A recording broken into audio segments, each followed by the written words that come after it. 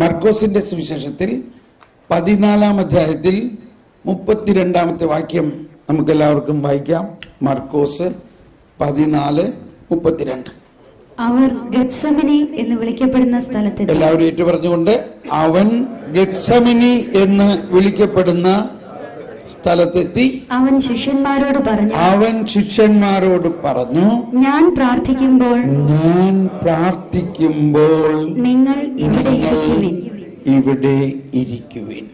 ഒന്നുകൂടി ഉച്ചത്തിൽ പറഞ്ഞ എല്ലാവരും, ഞാൻ പ്രാർത്ഥിക്കുമ്പോൾ നിങ്ങൾ ഇവിടെ ഇരിക്കുവിൻ. ഒന്നുകൂടി പറഞ്ഞേ, ഞാൻ പ്രാർത്ഥിക്കുമ്പോൾ നിങ്ങൾ ഇവിടെ ഇരിക്കുവിൻ. ഇവിടെ ആരാണ് പ്രാർത്ഥിക്കുന്നത്? ആരാ പ്രാർത്ഥിക്കുന്നത്? ഈശോ പ്രാർത്ഥിക്കുന്നു.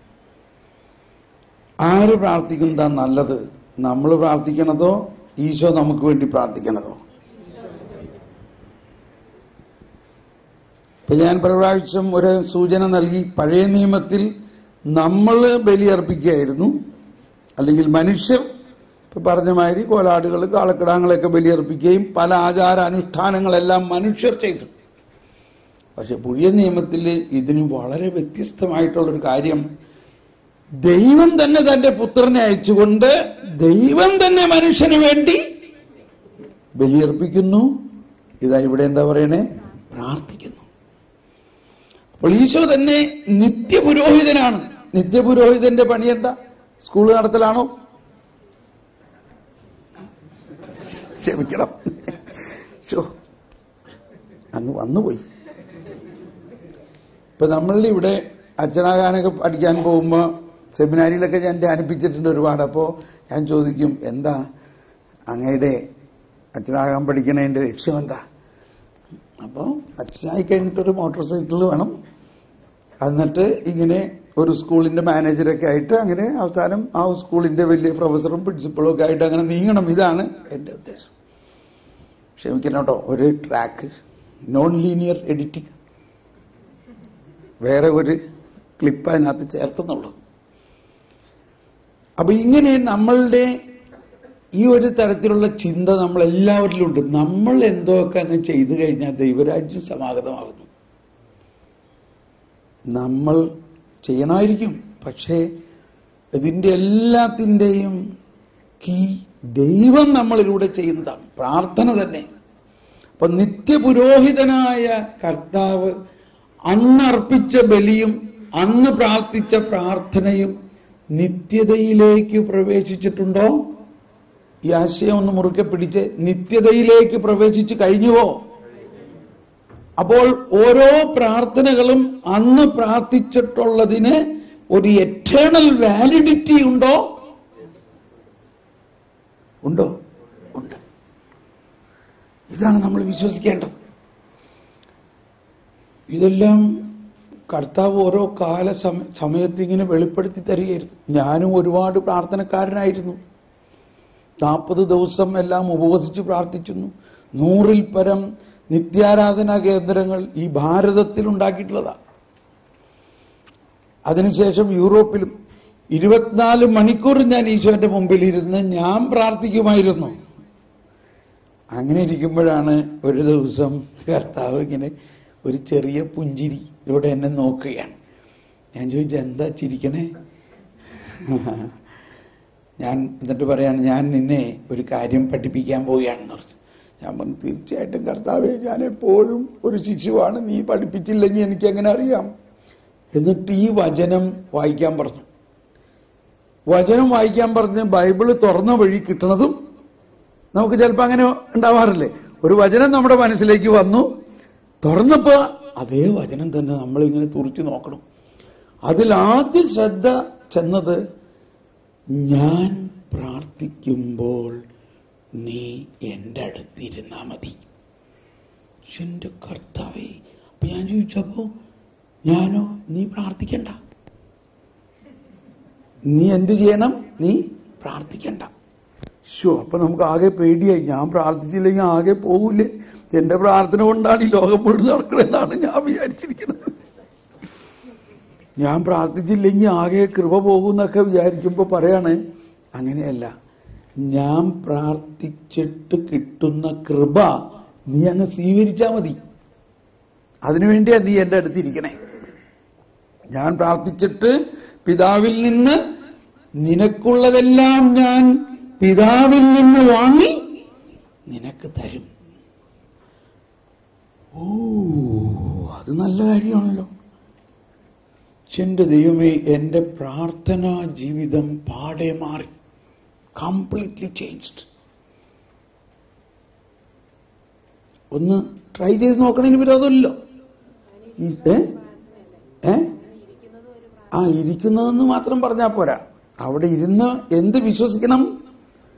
പ്രധാനമായിട്ട് വിശ്വസിക്കണം, യേശു നമുക്ക് വേണ്ടി പ്രാർത്ഥിക്കുന്നു എന്നും യേശു എന്ത് പ്രാർത്ഥിക്കുന്നു, എങ്ങനെ പ്രാർത്ഥിക്കുന്നു എന്നൊക്കെ ഒന്ന് മനസ്സിലാവണം. എന്നിട്ട് അത് സ്വീകരിക്കണം. ഇപ്പൊ നമ്മൾ ആ അമ്മ കൊച്ചിന് ഭക്ഷണം ഉണ്ടാക്കിയ കാര്യം പറഞ്ഞില്ലേ, ആ രീതിയിലാവരുത്. നമ്മളെ കർത്താവ് പ്രാർത്ഥിച്ച് നമ്മളിലേക്ക് തരുന്നത് സ്വീകരിക്കണം നമ്മൾ. പിന്നീട് സഭയുടെ പ്രബോധനങ്ങളിലെല്ലാം നോക്കുമ്പോൾ, ഇപ്പൊ സമരിയാക്കാരിയുടെ കാര്യം എന്നല്ല നമ്മൾ പറഞ്ഞു. ഇവിടെ കാറ്റഗീസത്തിൽ പഠിപ്പിക്കുന്ന ഒരു ഭാഗമാണ് 2560 ഖണ്ഡികയിൽ പറയുന്നത്, പ്രാർത്ഥന എന്ന മഹാവിസ്മയം അനാവരണം ചെയ്യപ്പെട്ടത് കിണറ്റിൻകരയിൽ വെള്ളം തേടി വന്ന അവളുടെ അടുത്തേക്ക് കടന്നു ചെന്ന കർത്താവ് അവളോട് ചോദിക്കുന്നതിലാണ്. പ്രാർത്ഥനയെന്ന 2560 വെള്ളം തേടി നാം എത്തുന്ന കിണറ്റിങ്കൽ വെച്ചാണ് പ്രാർത്ഥനയാകുന്ന മഹാവിസ്മയം, ദ വണ്ടർ ഓഫ് പ്രയർ. അപ്പൊ പ്രാർത്ഥന എന്ന് പറയുന്നത് തന്നെ ഒരു മഹാവിസ്മയമാണ്. ഒരുപാട് മേഖലകൾ അതിൽ പഠിക്കാനുണ്ട്. അതുകൊണ്ടല്ലേ അപ്പസ്തോലന്മാർ ഈശോയോട് എന്താ ചോദിച്ചേ? ഞങ്ങളെ പ്രാർത്ഥിക്കാൻ പഠിപ്പിക്കണം. ഞാൻ ഒരുപാട് കോണ്ടംപ്ലേറ്റീവ് കോൺഗ്രിഗേഷനുകാരെയൊക്കെ ധ്യാനിപ്പിച്ചിട്ടുണ്ട്. മദർ തെരേസയുടെയും കൊച്ചു തെരേസയുടെയും എല്ലാം കോണ്ടംപ്ലേറ്റീവ്സ്, മിണ്ടാമടക്കാർ. അപ്പോഴാണ് എനിക്ക് തന്നെ പരിശുദ്ധാത്മാവ് ഈ വിസ്മയനീയമായ പ്രാർത്ഥനകളെ കുറിച്ചൊക്കെ പഠിപ്പിക്കുന്നത്. അതിൽ ചിലതൊക്കെ ഞാൻ പറഞ്ഞു തരാം, ചിലതൊക്കെ നിങ്ങൾ മിണ്ടാമടത്തിൽ ചേർന്നിട്ട് പഠിച്ചാൽ മതി. അല്ലെങ്കിൽ അങ്ങനെ ഒരു സംവിധാനം ഉണ്ടെന്നെങ്കിൽ നമ്മൾ വിശ്വസിക്കുക. മിണ്ടാമടം എന്ന് പറഞ്ഞാൽ മിണ്ടാതിരിക്കുക എന്നല്ല അർത്ഥം, ഒരു കോണ്ടംപ്ലേറ്റീവ് ലൈഫ്. പക്ഷെ ആ കോണ്ടംപ്ലേറ്റീവ് ലൈഫ് അവർക്ക് വേണ്ടി മാത്രമൊന്നുമല്ല, എല്ലാവർക്കും ഒരു പരിധി വരെ കോണ്ടംപ്ലേറ്റീവ് ആണ് നമ്മളെല്ലാവരും. നമ്മൾ ഇന്നലെ മനസ്സിലാക്കിയില്ലേ, യോഹന്നാനും അന്ത്രയോസും ഓടിച്ചെന്നു കർത്താവിൻ്റെ അടുത്ത്, കർത്താവിനെ കണ്ടു. അവിടെ നിന്ന് വിരിഞ്ഞത് എന്താണ്? ഒന്നൊരു കോണ്ടംപ്ലേറ്റീവ് ലൈഫ്. യോഹന്നാൻ പറയാണ്, ഞാനിവിടെ വിട്ടു പോകൂല, ഞാൻ ഈശോനോട് ഒട്ടി ഇരിക്കും. പക്ഷെ അന്ത്രയോസിന് അവിടെ ഇരിക്കാൻ പറ്റണില്ല. That is N active life.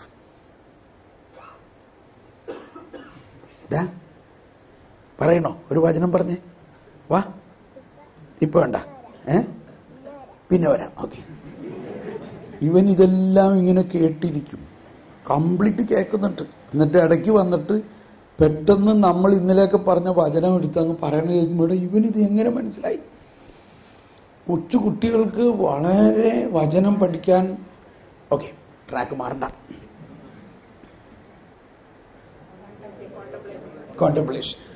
അപ്പം നമ്മളെല്ലാവരിലും ഒരു കോണ്ടംപ്ലേറ്റീവ് ആൻഡ് ആക്റ്റീവ് അപ്പോസ്റ്റലേറ്റ് ഉണ്ട്.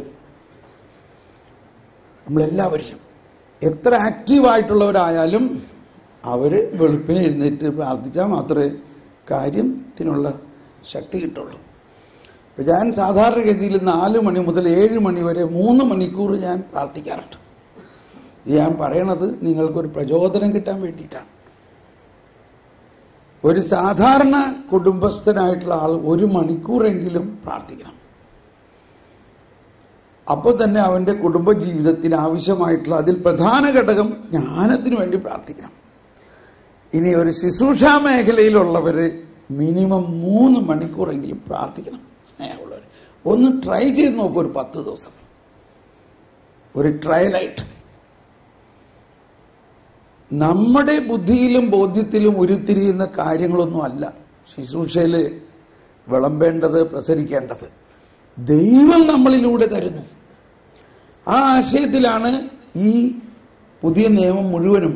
ഈശോ പുതിയ നിയമത്തിൽ പ്രാർത്ഥിക്കാൻ പഠിപ്പിക്കുന്നു എന്ന് പറഞ്ഞിട്ട് ഈശോ, കണ്ടോ ഇവിടെ വരാം, സമരിയാക്കാരിയുടെ അടുത്ത് ചെന്ന കാര്യം പറയാണ്. പ്രാർത്ഥനയാകുന്ന മഹാവിസ്മയം നമുക്ക് അനാവൃതമാകുന്നത് അവിടെ ഓരോ മനുഷ്യജീവിയെയും കണ്ടുമുട്ടാൻ ക്രിസ്തു വന്നു ചേരുന്നു. അവിടുന്നാണ് ആദ്യം നമ്മെ തേടി വന്ന് നമ്മോട് ദാഹജലം ആവശ്യപ്പെടുന്നത്. എനിക്ക് കുടിക്കാൻ തരിക എന്നത് ഈശോയുടെ പ്രാർത്ഥനയാണ്. ഈശോ പ്രാർത്ഥിക്കുകയാണ്, എനിക്ക് കുടിക്കാൻ തരിക, എനിക്ക് ദാഹിക്കുന്നു.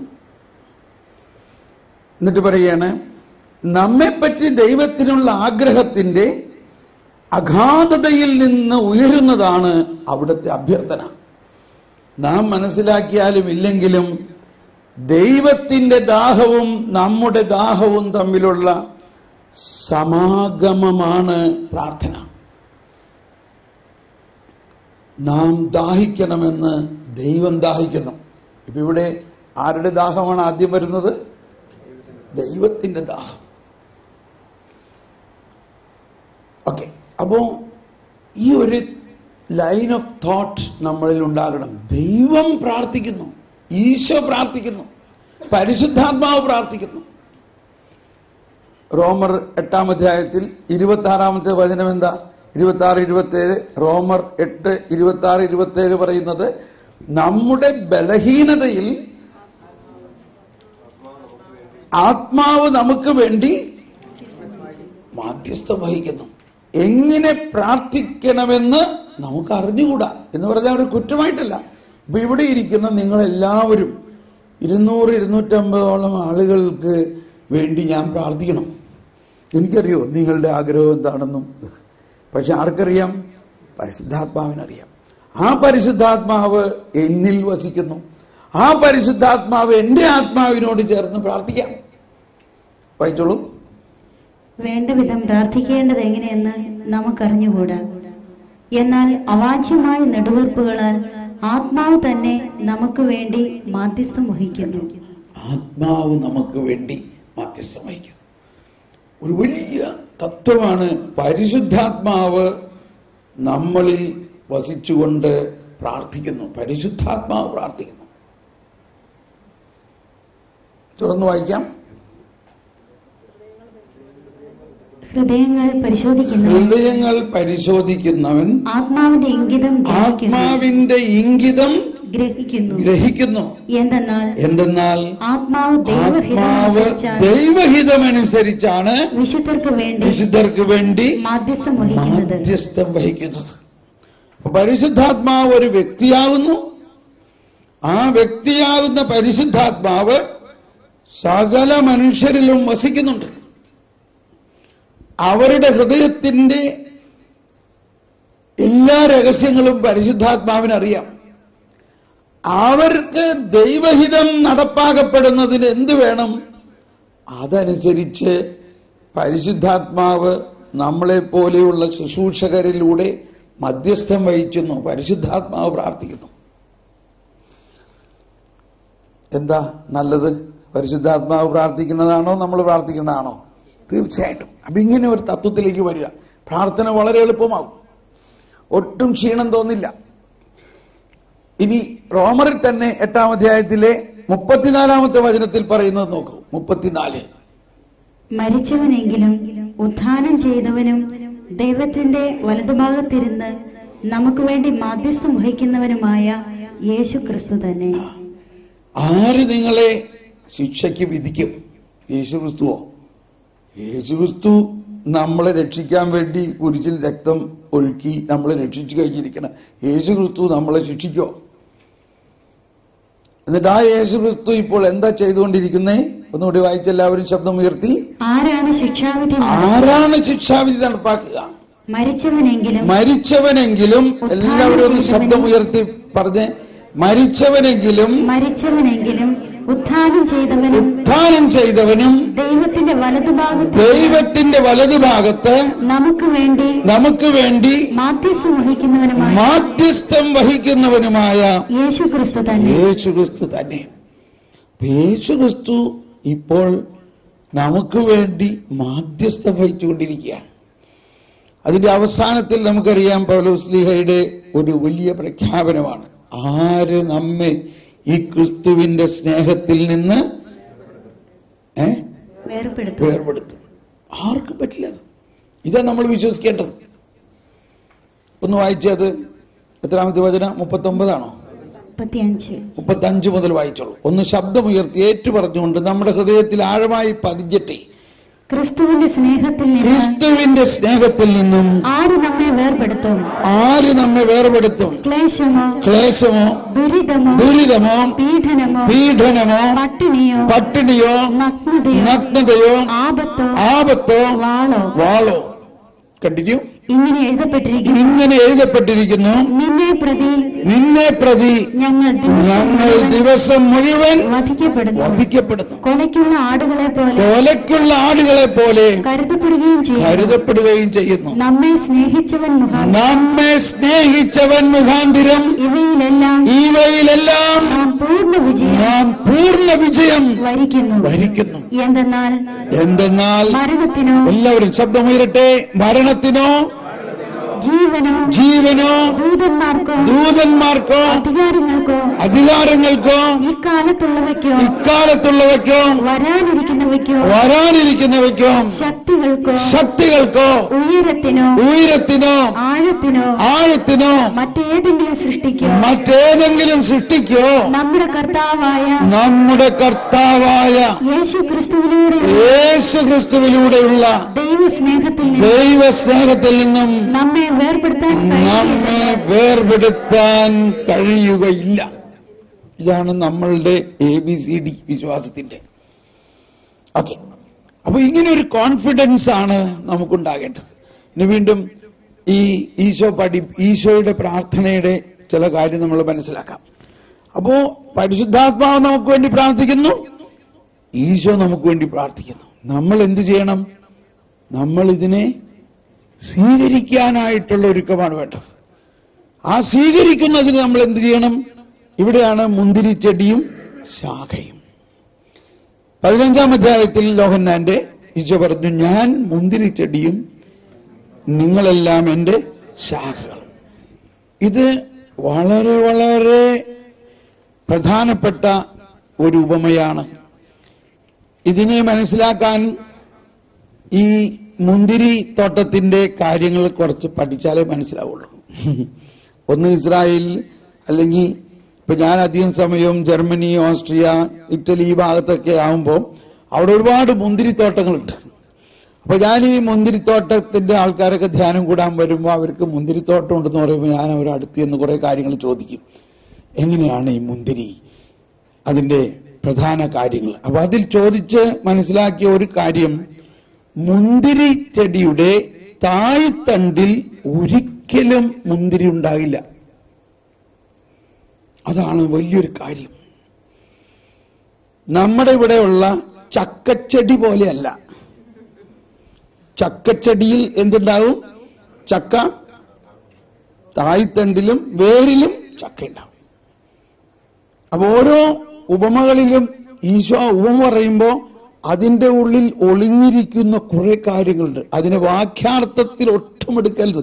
അതിന്റെ ഉള്ളിൽ ഒളിഞ്ഞിരിക്കുന്ന കാര്യം പറഞ്ഞ് മനസ്സിലാക്കാൻ പരിശുദ്ധാത്മാവ് ഉപയോഗിക്കുന്ന വലിയൊരു കാര്യമാണ് ഉപമകൾ.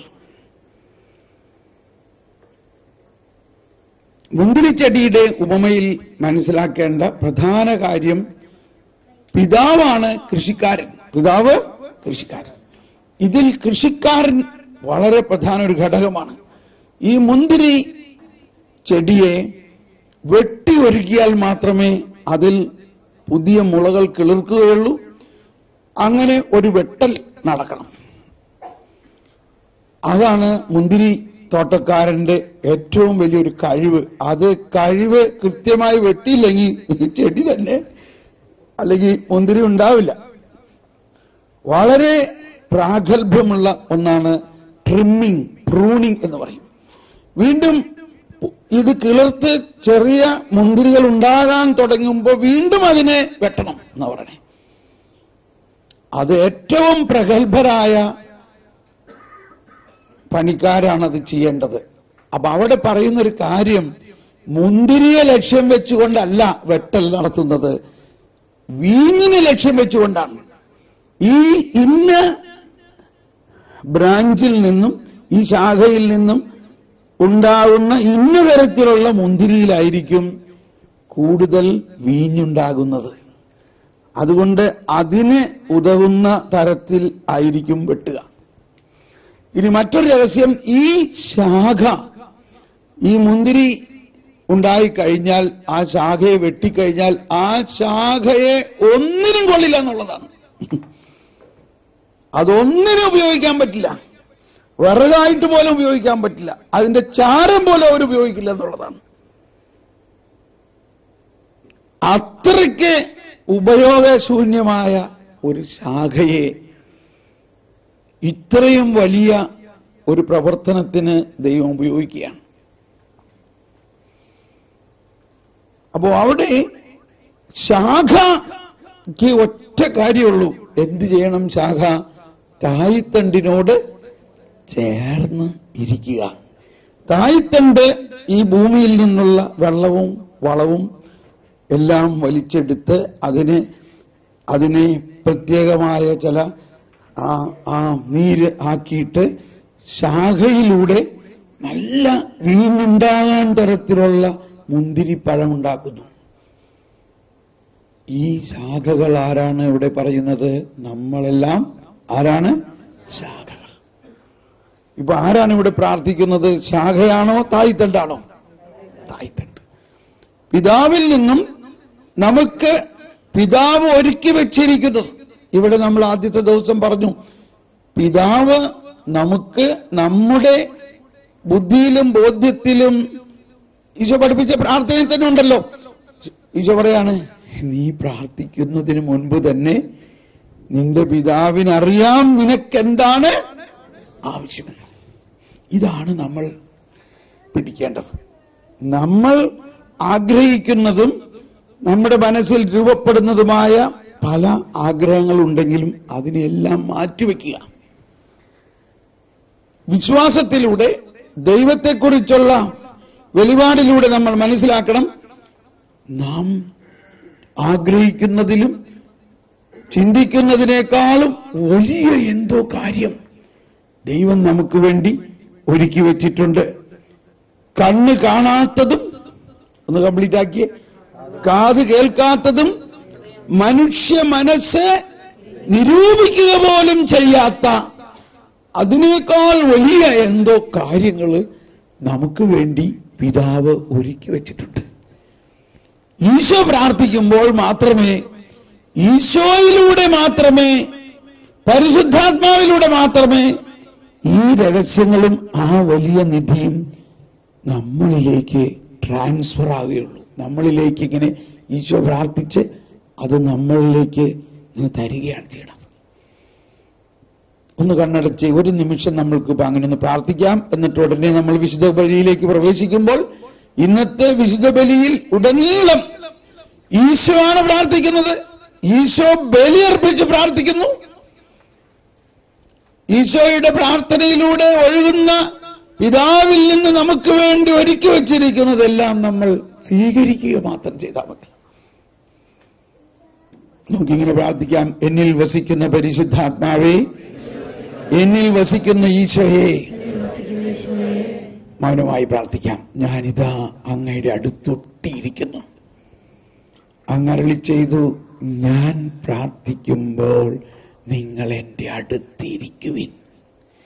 ഞാനിതാ ഇപ്പോൾ എൻ്റെ ഹൃദയത്തിൽ വസിക്കുന്ന ഈശോയെ ഞാൻ വിശ്വസിക്കുന്നു. നീ പിതാവിനോട് ചോദിച്ച് എനിക്ക് ആവശ്യമുള്ളതും പിതാവ് എനിക്ക് വേണ്ടി ഒരുക്കിയിരിക്കുന്നതും ഈ എൻ്റെ ശുശ്രൂഷയിലും എൻ്റെ കുടുംബത്തിലും യുഗാന്ത്യപരമായും മരണാനന്തരവും ഞാൻ എന്ത് ചെയ്യണോ അതിനു വേണ്ടതെല്ലാം അങ്ങ് എനിക്ക് വേണ്ടി ഇപ്പോൾ തരും. ഞാൻ അങ്ങയിൽ ആശ്രയിക്കുന്നു. ഓ ഈശോയെ, അങ്ങ് പ്രാർത്ഥിക്കൂ, എനിക്ക് വേണ്ടി പ്രാർത്ഥിക്കൂ. പിതാവിൽ നിന്നും എനിക്ക് വേണ്ടി പിതാവ് ഒരുക്കി വച്ചിരിക്കുന്ന ആ കണ്ണ് കാണാത്തതും കാത് കേൾക്കാത്തതും മനുഷ്യ മനസ്സിനെ ചിന്തിക്കുക പോലും സാധിക്കാത്ത അത്രയും വലിയ കാര്യങ്ങൾ ഇതാ ഞാൻ സ്വീകരിക്കുന്നു. ഞാൻ സ്വീകരിക്കുന്നു ഈശോയെ.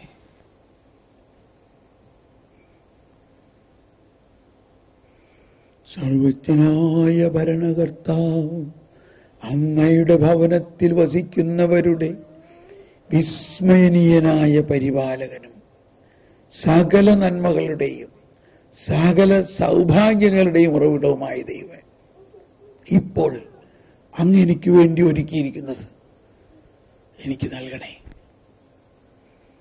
മൗനമായി ഇങ്ങനെ പ്രാർത്ഥിച്ചുകൊണ്ടിരിക്കുക. നമ്മൾ വിശുദ്ധ കുർബാനയിലേക്ക് പ്രവേശിക്കാൻ പോവുകയാണ്.